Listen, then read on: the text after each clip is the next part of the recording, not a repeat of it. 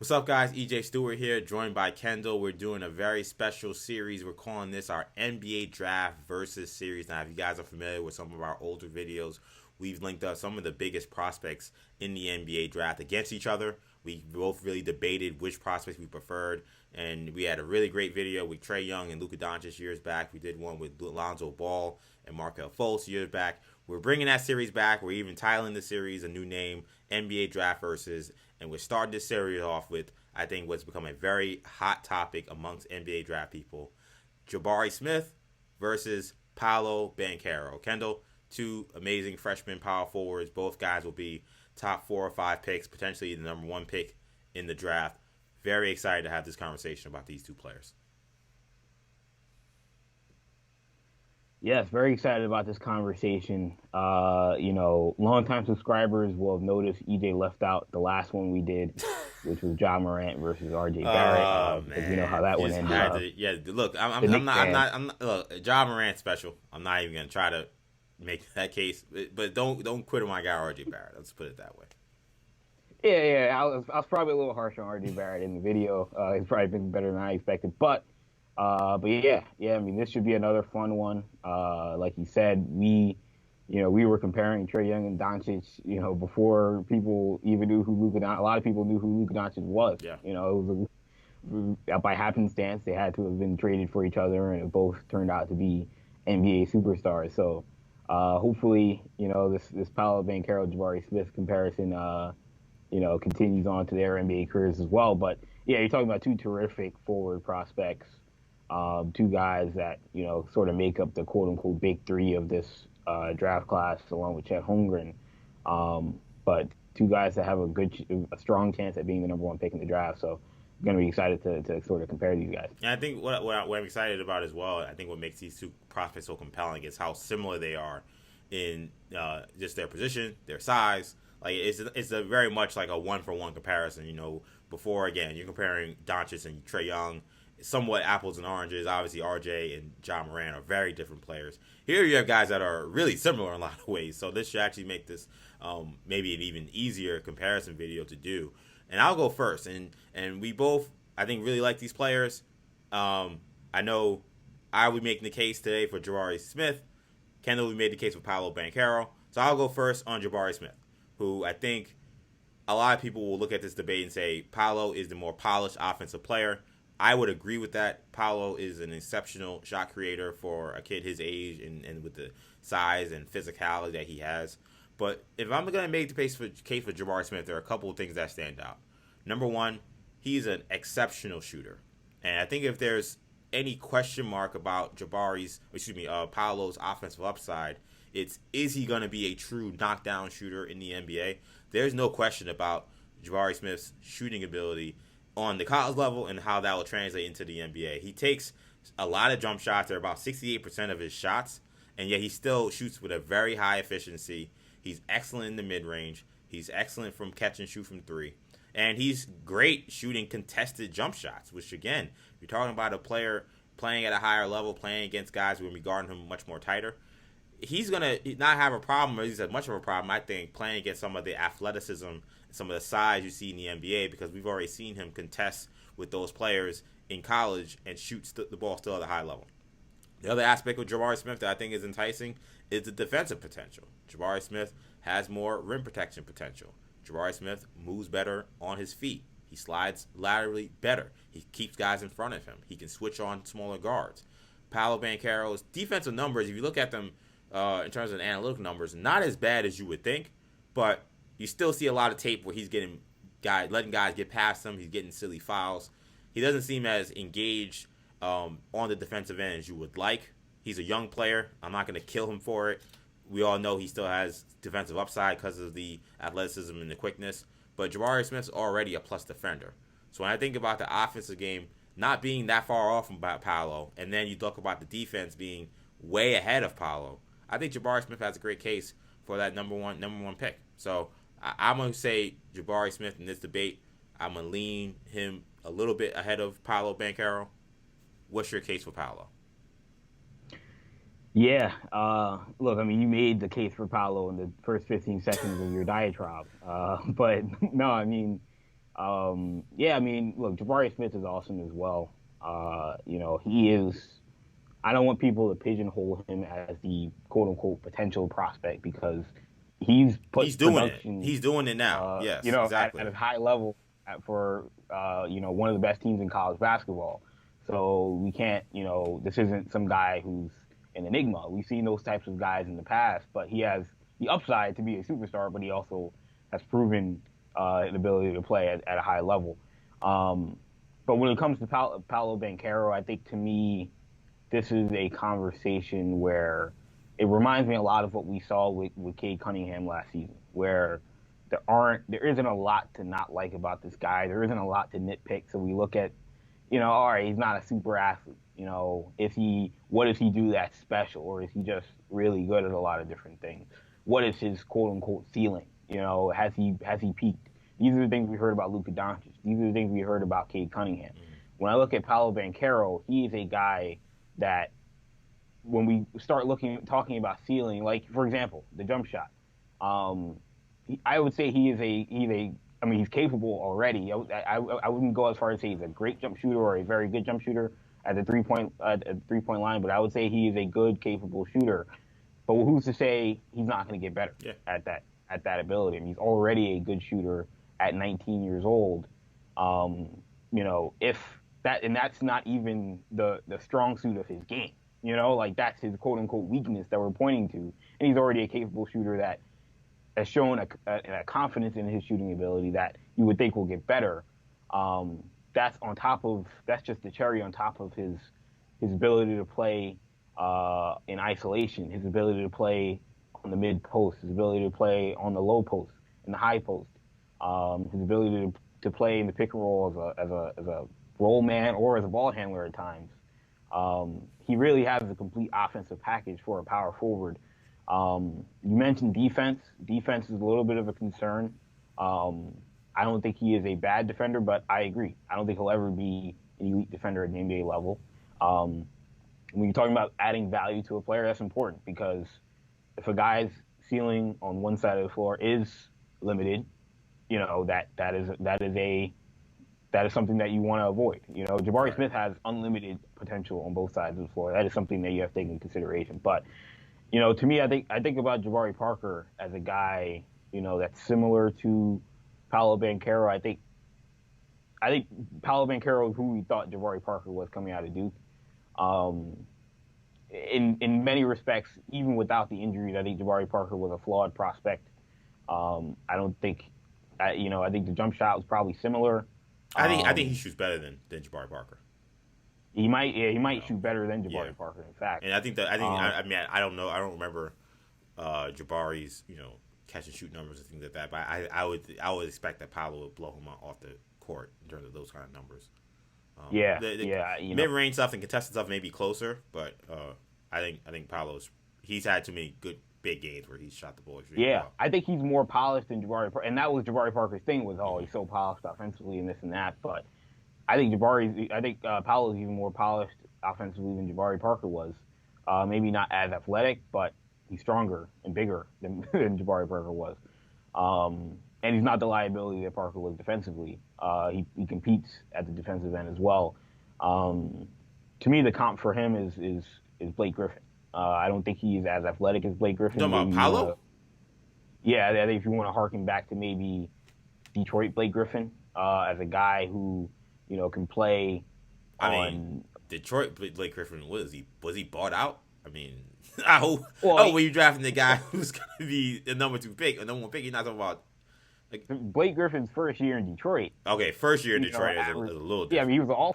Okay, yeah, we had to But make that clear for the audience. 'Cause yeah, you I'm gotta sure make that many clear. people were raising their eyebrows. When you said Detroit Blake Griffin. Okay, It's like saying Denver Allen Iverson, right? right, yeah, But yeah, so yeah, I mean that's my case for Paolo. I mean he's a all around complete prospect. We worry too much about ceiling, athleticism.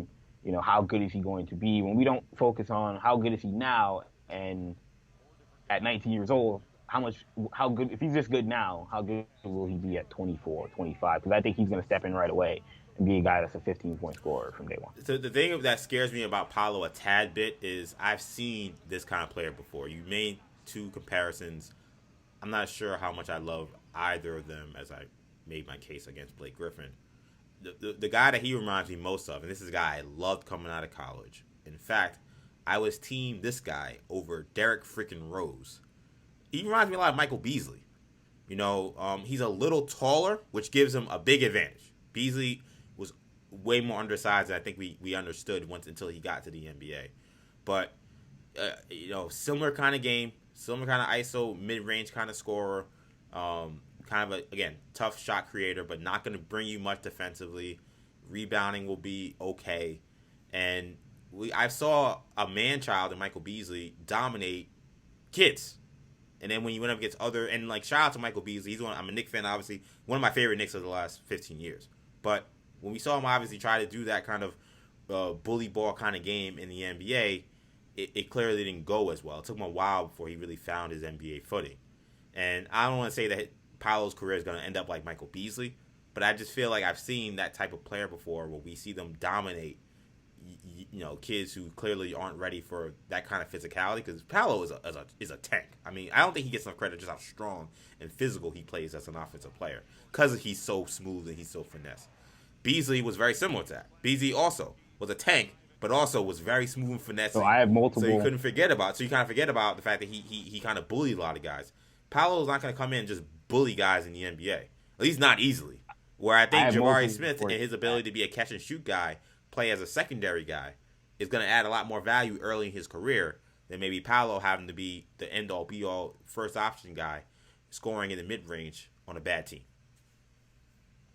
I have multiple retorts to that. So first of all, when it comes to Michael Beasley, I think the comp with Michael Beasley, I actually think is really good from a traits perspective. Those guys, very, similar physical profile. Like you said, Paolo may be a little bit bigger, but similar physical profile, similar athletic traits, similar skill traits as well. But I think where the comp falls apart is basketball IQ. It's upstairs. And when we talk about why Michael Beasley didn't work out at the NBA level, I mean, early on in his career, he put up numbers, but he sort of plateaued a little bit. I think what altered his career and where he faltered ultimately is really upstairs. It's really the understanding of the nuances of the game, and some may say work ethic as well. I mean, that's all that. I don't really know how hard he worked. He obviously has a high skill level, so I'm sure he did work hard. But but I'd say the basketball IQ never really translated as well as you would have liked. I don't have any of those concerns with Paolo. I think that he, the way he sees the game, we never really know. Basketball intelligence is a hard thing to quantify. It's a hard thing to evaluate, but he seems like a guy that should have no problem at the NBA level. And the other thing about that is that, like I said, you're right about there are similarities in their games and their physical profiles, but the NBA is a lot different in 2022 than it was in 2008, 2009. Michael Beasley being an undersized four-man at that time is a guy that's going up against, bigger guys, than if Paolo's playing the four in today's NBA, Trevor Ariza might be guarding. Trevor Ariza's an old man. He's got old man strength, but is he really guarding Paolo Banchero down low? When we look at, that was a similar thing that was brought up to a guy like Luka Doncic. People talked about, Luka, he has limited, athleticism. He gets by with mostly strength, or Zion. People said that about those guys horsing these guys on the pros the same way they did in Europe and in college. Yeah, because the whole league is downsized. So the whole league is downsized. The whole league is younger. All of these things, make it a little bit easier to transition from a physical standpoint from college to the NBA. When I look at Jabari Smith, again, I really like the upside. I really like the production, and I actually think that Jabari Smith, like you mentioned, may actually be an easier guy to plug and play, immediately to any sort of team. And contribute to wins, and contribute to wins in a meaningful way because he could play a role. Yes, but the issue is that he is also a guy that I think could wind up. He's going to contribute, particularly if you're drafting him in the top 5.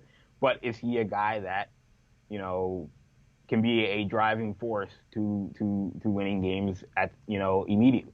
Or is he a guy who's almost destined to be a role player from day one? Um, I don't know. The way his game works, unless he's a elite shooter from day one at the NBA level, um, I find a hard time seeing how he can get to 17, 18 points in an NBA game consistently. That's not.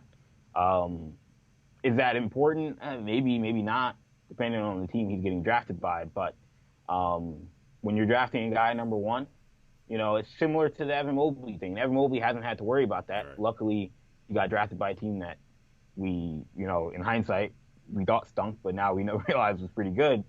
And they have a guy in Darius Garland who can do that, and they've got a really good mix of other players, and he can focus on, while putting up his numbers, also being a defensive option. So, if Jabari Smith goes into a situation like that, that would be great. But if he goes into a situation, like Orlando or Houston, where they're asking him to be the number one option, I worry a little bit. Whereas with Paolo Banchero, I think he can average 18 and 8 in his first season in the NBA.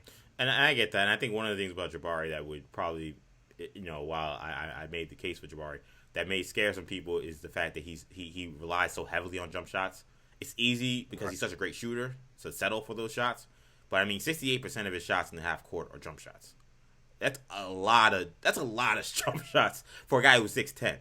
And he only posts up about 10% of the time in terms of his half court shots.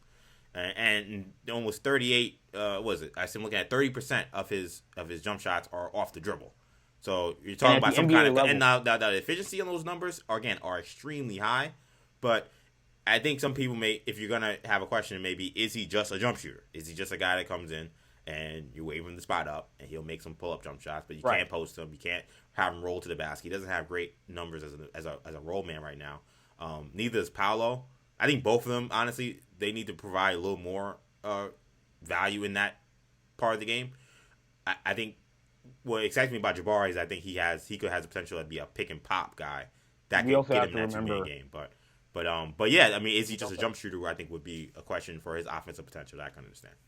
When we look at Paolo's role numbers, we also have to take into context, the point guard play at Duke has been up and down, and will that be better with a better point guard? And, you can say, I mean, Wendell Green's pretty good at Auburn, but what I will say, though, to combat that, while that's true, I could also say some of the high volume numbers we see from Paolo is unfair to compare to Jabari, because if you watch Auburn, they just go like 5 minutes of stretches of him out there, and they just don't run any plays for him. They just decide that it's gonna be the KD Johnson and Wendell Green show. Like, and I don't really understand it, because it's clearly whenever they seem to run their offense through Jabari, they seem to get good stuff. But Paolo's very lucky that he's on a team where Coach K is just like, that's our best player. We're giving him the ball every time. Whether he's creating for other people, which I think Paolo's underrated passer, or he's looking to score for himself. At Auburn, I don't think Jabari's being hidden. Like, sometimes it's like, oh, are they hiding him? They may not run the offense through him because they won't go well. Again, when they do run their offense through him, they seem to get their best looks. So I think that sometimes, I don't want to bang on Bruce Pearl, but sometimes I feel like they go away from him for way too long in terms of stretches of games, and it hurts Jabari's numbers overall. So we talk about, okay, should he be averaging more points? Should he be more impactful? I would say show me an offense where he can do that. It's not what Auburn's been running recently. So, but anyway, this has been obviously a great debate, a great conversation. Who do you guys think you would favor as the top power forward in this upcoming draft? Is it Jabari Smith? Is it Paolo Banchero? Make sure you guys leave a comment on some of the stuff we said. Give us your takes on who you would take as the number one power forward. Make sure you give us a like in this video, and of course subscribe to the channel New Generation Media. We'll be doing plenty more of these NBA draft versus videos, so make sure you keep an eye out for that. Thank you guys again for hanging out with us. For Kendall, I'm EJ. Take it easy, guys. Peace.